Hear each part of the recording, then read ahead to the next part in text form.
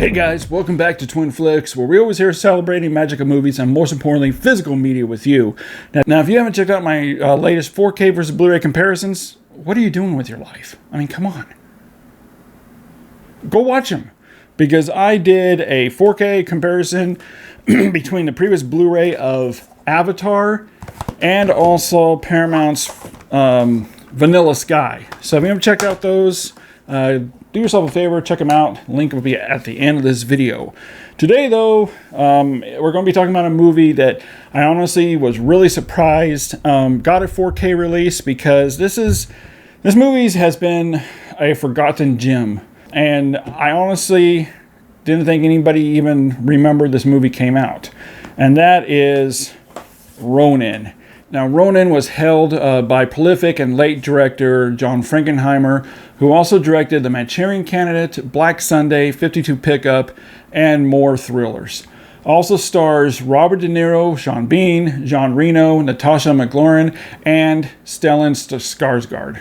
A script written by David Mamet. And unfortunately, it's a movie that nobody saw. To this day, I still can't find anyone who has seen it, much less heard of the film. Which honestly just blows my mind with the talent behind this film. And also, critics praised the film, and it's been hailed as having the best shot and choreographed car sequence next to Bullet and The French Connection. John Frankenheimer, coming from old school filmmaking, used zero CG. There's absolutely no CG in this movie. Instead, shot all the action, the fight scenes, the gun shootouts, the car chase sequences. Everything was done practical in camera, including hiring Formula One drivers to do the car chases and the stunts, giving the film a true sense of realism that's honestly sorely missing in action films today, where action scenes are just filled with CG. When rewatching this movie was a breath of fresh air. So guys, if you haven't seen it, you have no excuse now to go check it out. Now in 2017, Arrow Video did release Ronin on Blu-ray that was also sourced from a 4K restoration. Now I never owned that release, and it's been out of print for a long time, so obviously I can't compare the Arrow Video Blu-ray to this 4K.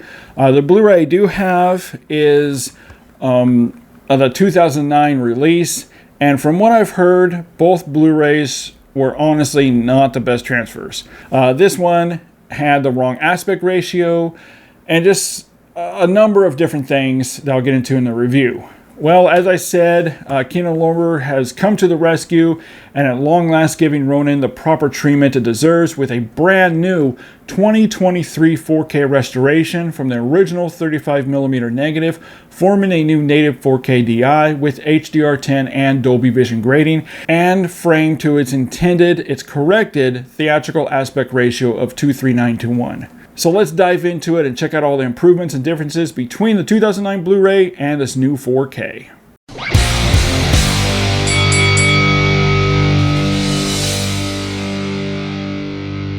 This is an incredibly impressive 4K that's immaculate on all levels, and a big night and day difference when compared to the previous Blu-ray. The previous Blu-ray was noticeably much softer looking and some wrong color grading as well. John Frankenheimer and his DP, Robert Frazee, decided to lean towards more of a muted tone with steely blues, and the new color grading reproduces this, honoring the filmmaker's intentions. But there are still plenty of rich, vibrant colors throughout the film that have some really nice pop to them, thanks to the HDR and Dolby Vision grading, greatly enhancing what's already there with much more natural and lifelike colors, opening up the color gamut much wider. Saturation is also increased, giving much better nuance and subtlety to the various hues and secondary colors, and highlights are also naturally bold and luminous.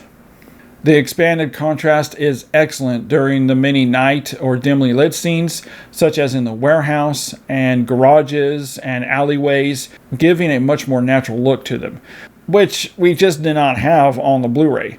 Skin tones are also excellent, looking much warmer and more lifelike here, The entire color palette has just been completely rejuvenated, having much more vigor to it, breathing a whole new life into the image than I've ever seen it before. The explosions have a really nice, vibrant yellow, red, orangish look to it that just looks incredible. Black levels are also handled fantastically well, giving us all those deep inky blacks and velvety rich shadows and shading that we all love to see. The Blu-ray had a lot of troubles in this department, littered with crushing that obscured details and bleeding. I even noticed some grayish blacks. The night scenes also had a bluish tint wash over it. The 4K restores the black night scenes with no bluish tint, creating a much more healthy, natural-looking night scenes. And shadows look incredible, and in dimly lit scenes, even in the darkest corners where details remain visible. And I didn't notice any crushing at all or grayish blacks. This is definitely the high point of the 4K. White levels are also looking more natural and better balanced with crisper, brighter whites, and I didn't notice any blooming issues or hot spots like the Blu-ray had. A huge improvement with this 4K over the Blu-ray is details and textures that are in abundance here, looking razor sharp, and I didn't notice any artificial sharpening done. But I will say the biggest and most important aspect of the film is in the background. John Frankenheimer decided to shoot using a lot of deep focus because a lot of activity that's happening in the background plays into the action in the foreground. And this aspect was completely taken away with the Blu-ray. Now all the activity in the background is clearly visible and razor sharp and plays much more faithfully into the action that we see in the foreground. I also noticed little things that I never really picked up on before, which is a huge plus to me. Facial features, you can make out pores, imperfections, wrinkles, beads of sweat. You can now make out all the brick and stonework on buildings, walls, and streets and sidewalks, and all their imperfections and designs. The grain structure is fully intact here, giving us a nice fine layer of organic 35mm grain that we all love to see, which also gives more depth and dimensionality to the image. And I noticed the bit rate ranges from 75 peaking around 109 Mbps. Alright, now let's get into the audio presentation of Ronin, and unfortunately, no new Atmos track. Instead, we have a new DTS 5.1 track that definitely gets the job done. Ronin is a film in which major action sequences take place without any music, and the sonic experience with this 5.1 track is fantastic.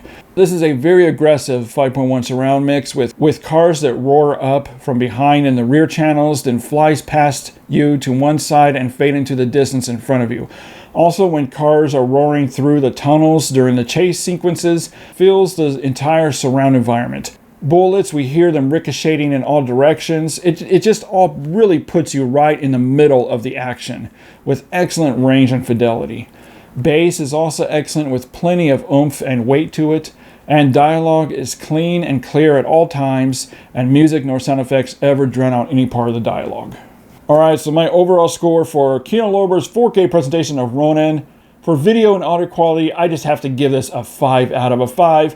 This is an absolutely spectacular, aggressive 4K UHD presentation that's well worth upgrading from your very dated Blu-ray. Alright, well now I'm curious about your opinion here. Let me know over in the comments. When you look at the differences here between the two formats, the Blu-ray and this new 4K UHD, which do you think looks better?